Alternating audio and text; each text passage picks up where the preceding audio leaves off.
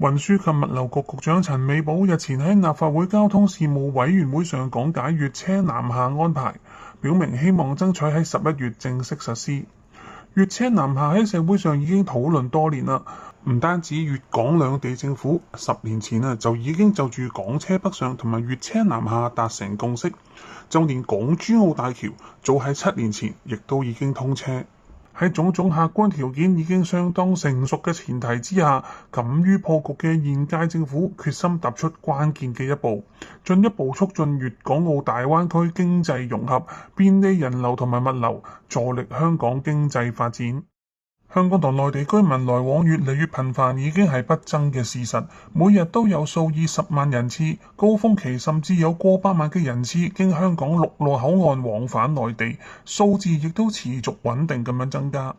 喺呢種情況之下呢，只係有港車北上，但係就冇粵車南下，對市民帶嚟嘅不便同埋對經濟造成嘅損失，亦都越見明顯。用作港車北上同埋粵車南下嘅港珠澳大橋，香港口岸嘅設計容車輛大概係每日6萬架次。大橋雖然已經開通多年啦，車流量亦都不斷增加，但係喺粵車南下缺位嘅情況之下，大橋嘅運力明顯仍未盡用。資料顯示，今年5月大橋嘅雙向車流量達到45萬車次，比起港車北上未實施前上升大概170%。其中，港車北上出行嘅車輛佔大橋車流量大概係40%。另外，據統計，截至今年3月底，運輸署已經累計簽發大概144000張封閉道路通行許可證俾港車北上嘅申請人。亦都即係話，香港每5至6架合資格嘅車輛中就有1架參加。上述嘅數據雖然只係反映北上部分，但係已經足以顯示整體社會對跨境自駕嘅需求有幾大啦。而事實上亦都證明咧，粵車南下落地係有助善用港珠澳大橋嘅資源，令到佢發揮更大嘅效用。粵車南下政策其中一個令港人關注嘅地方係香港交通同埋道路嘅承受力。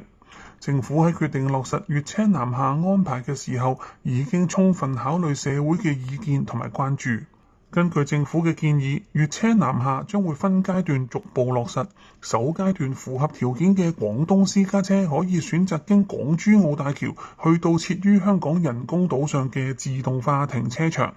旅客泊車之後，可以轉乘飛機離開香港，或者係轉乘其他交通工具嚟到香港。另外啦，旅客稍後亦都可以申請以自駕方式經過港珠澳大橋直接係進入本港嘅市區。現階段當局係決定先以小規模，亦都即係每日100個名額係開始㗎。每輛南下嘅粵車最多可以留港3日。現時嘅安排證明咗當局已經充分考慮本港道路嘅承受力。中國香港汽車會永遠榮譽會長李耀培亦都認同，每日只係100個粵車名額獲准駛入市區，對交通負荷嘅影響有限。值得一提嘅係，為咗回應社會上有意見擔心粵車南下駕駛者質素呢一件事，政府特別規定，粵車南下申請人同埋指定司機係需要持有有效香港正式駕駛執照。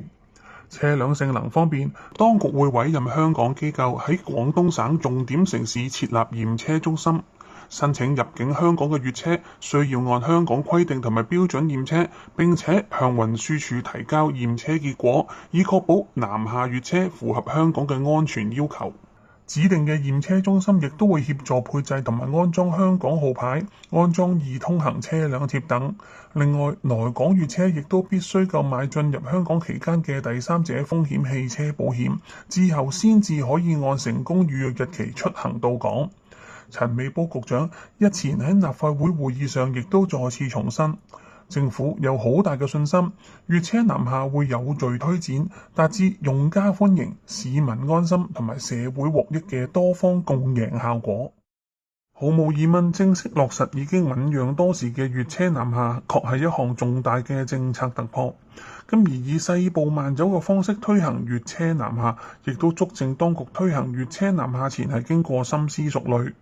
種種安排既可保障香港嘅交通安全，又能夠讓香港有關嘅商戶調節運作，配合呢啲高消費內地旅客嘅新旅遊模式。咁喺我睇嚟呢，絕對係值得社會大眾支持嘅好政策。正如旅遊促進會總幹事崔定邦所講，粵車南下可以吸引一批較高消費嘅旅客，無論佢哋係嚟香港傾生意、食飯、購物或者係見朋友都好，咁都會帶嚟經濟效益。據了解，尖沙咀部分嘅酒店同埋商場已經為粵車南下做好準備，包括增設國標電動車充電裝置，同埋推出酒店連購物商場嘅優惠套票等等。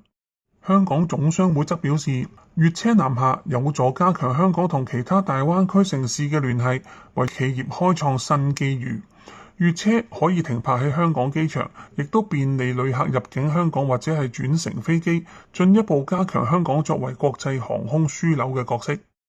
我非常同意陳美寶局長日前喺立法會會議上所講，一條大橋可以便利雙向奔赴，帶動百業受惠，從而締造無限機遇。